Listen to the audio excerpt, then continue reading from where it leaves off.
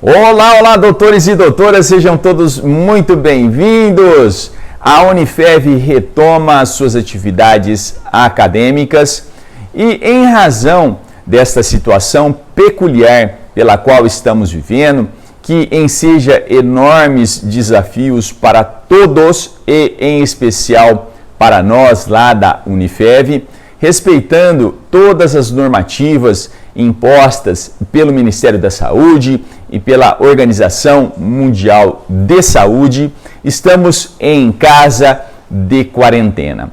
E, não obstante este momento peculiar pelo qual estamos vivendo, nós precisamos continuar as nossas atividades acadêmicas agora de uma maneira diferente, fazendo virtualmente este contato com vocês, alunos, e nós professores, estamos com muitas saudades de vocês, esperando que este momento de reencontro físico aconteça o mais rápido possível.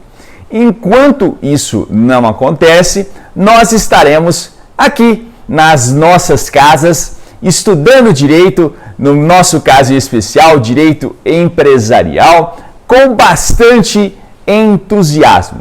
E aproveito aqui a oportunidade para lembrar vocês que uma vez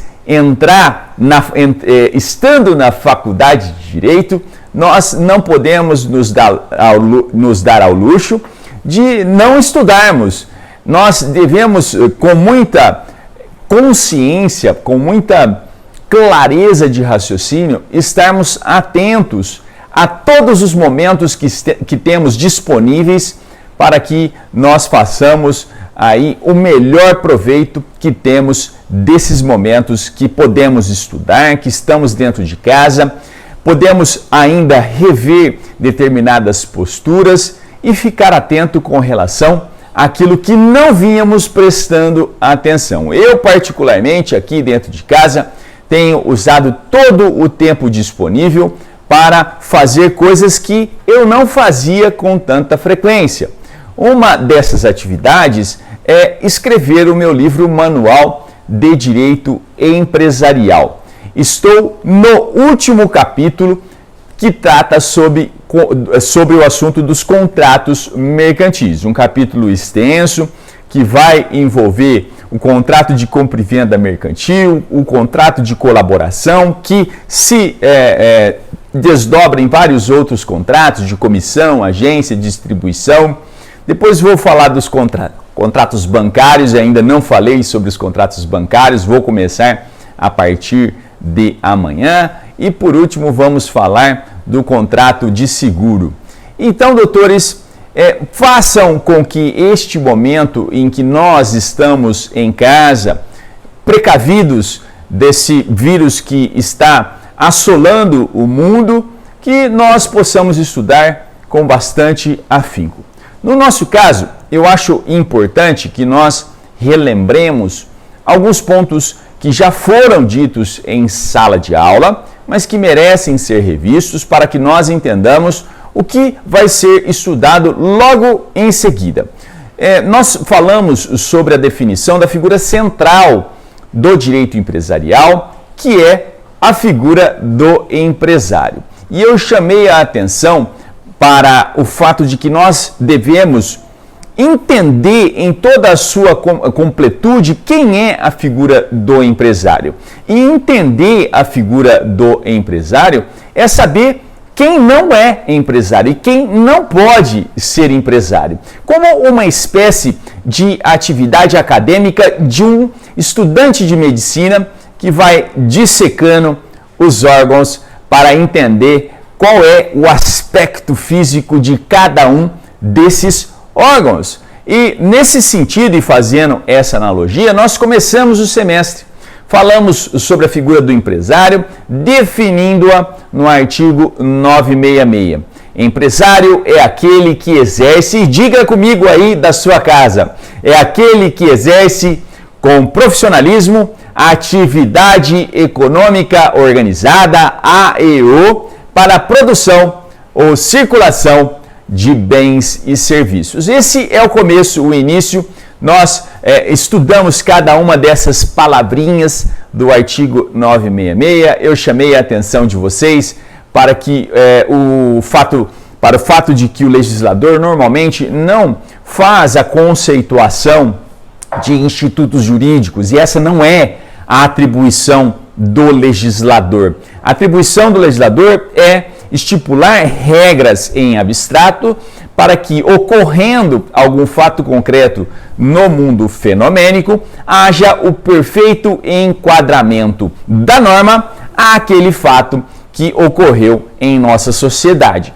Não foi o que aconteceu com o artigo 966, o legislador explanou de uma maneira conceitual o que é o empresário, e a partir daí nós começamos o semestre, nós dissemos que o empresário pode ser pessoa física ou pessoa jurídica. Se ele for pessoa física, ele vai se chamar empresário individual, e veja bem, empresário pessoa física possui uma única massa patrimonial. O que vale dizer? Que mesmo que ele tenha ali, o empresário tem um CNPJ, um Cadastro Nacional de Pessoas Jurídicas, ele, empresário, vai responder com os seus bens particulares pelas obrigações que assume no pretenso exercício de sua empresa.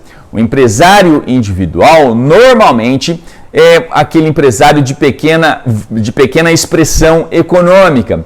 É o tio do churros, a tia do yakisoba, o sacoleiro. Então, são pessoas que exercem atividades de pouca expressão econômica. Já o empresário pessoa jurídica, ele vai se subdividir em sociedade empresária e na EIRELI. Nós veremos no semestre que vem este ponto da matéria durante um semestre inteiro. Quem são as sociedades empresárias? E aí vamos estudar os tipos de sociedades empresárias, as não personificadas, as sociedades personificadas, e vamos nos debruçar sobre esse assunto ao longo de um semestre inteiro. Portanto, o CERN, um dos pontos fundamentais, um dos pilares fundamentais do direito empresarial. Dito isso, nós temos que entender que o empresário ele sempre buscará o lucro. E existem algumas atividades que, embora o indivíduo faça a busca do lucro, eles não se enquadrarão como sendo empresários.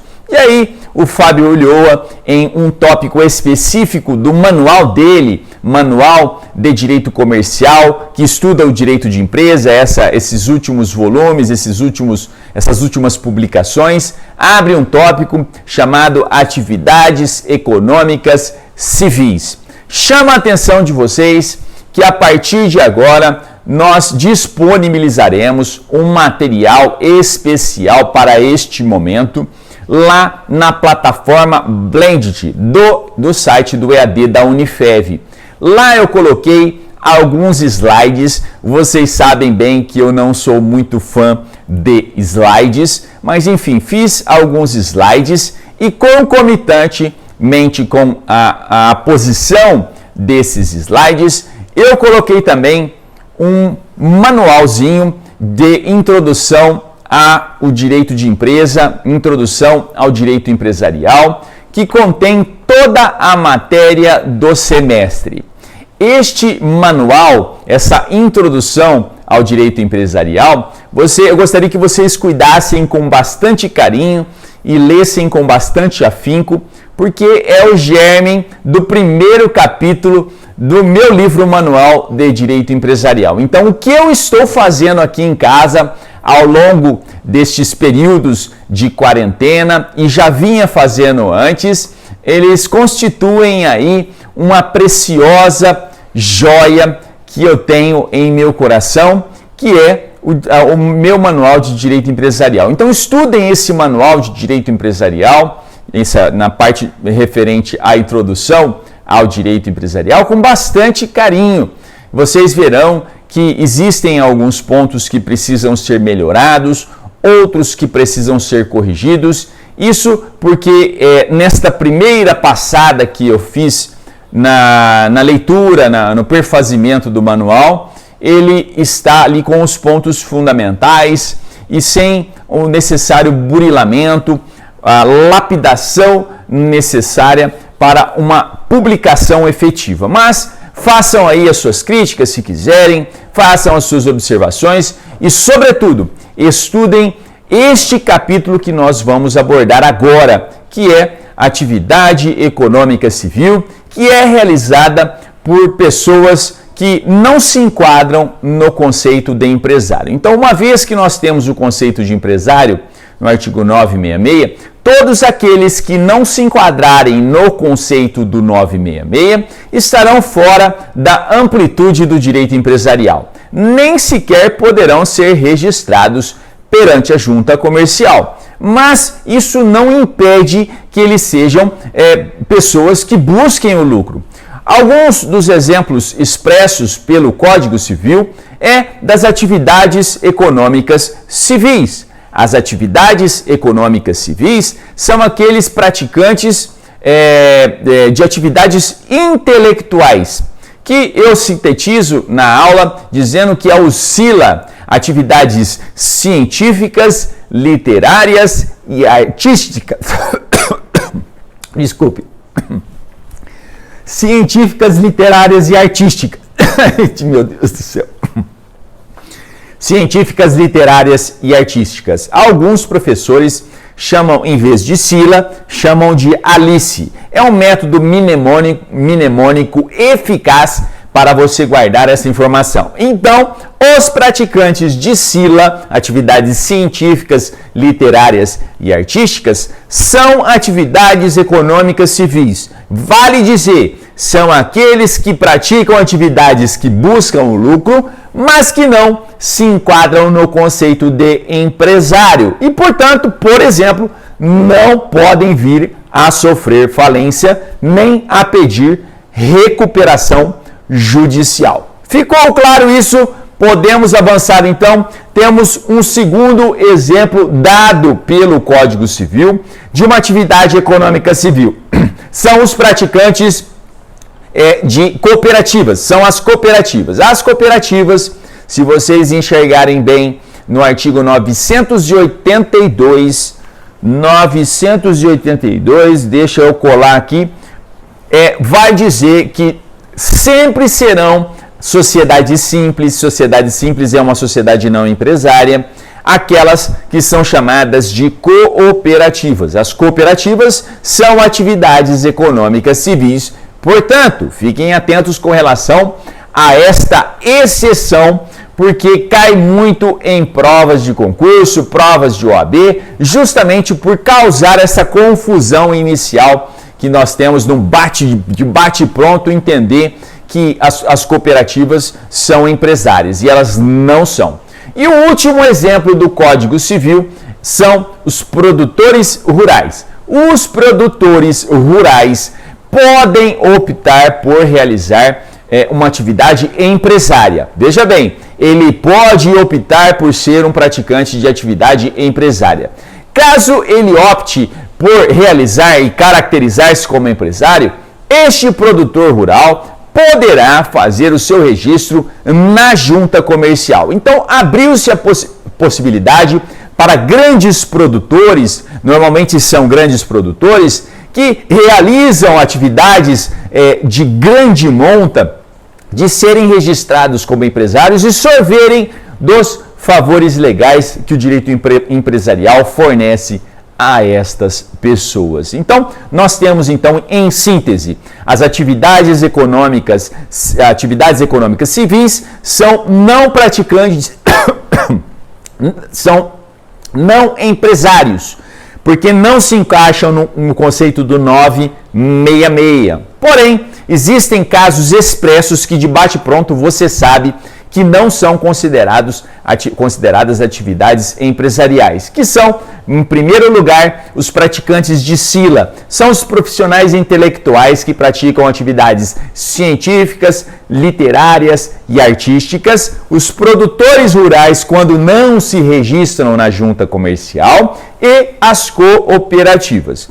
Um fato bastante importante nesta matéria, cai também muito em prova de concurso e prova de OAB, é entender, e essa parte eu vou deixar para o final para você não se confundir. A parte final desta aula é para você entender que dentro dos profissionais intelectuais, os praticantes, portanto, do SILA, que não são empresários como regra, como eu estou dizendo ao longo desta aula, você deve ficar atento para a parte final do artigo que trata deste quesito no parágrafo único do 966, que vai dizer que os profissionais intelectuais praticantes de atividades científicas, literárias ou artísticas não são empresários, salvo quando for elemento de empresa. Guardem bem essa expressão, elemento de empresa.